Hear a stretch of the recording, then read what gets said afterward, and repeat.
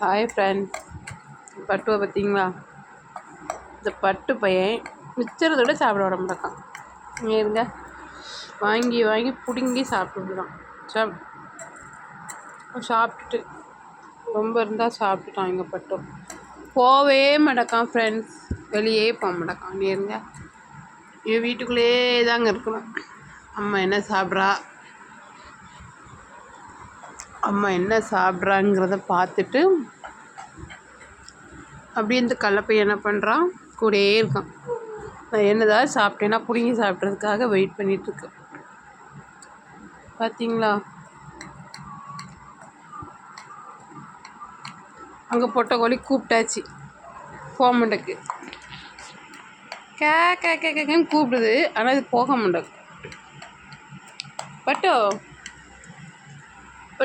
கூடுதலா பொட்டுச்சு, கூடுதலா போயாம்ல. என்ன தும்பா, எப்படி பிடுங்கி திங்கலாம். போ அப்படியா? என்ன கூப்பிடுதா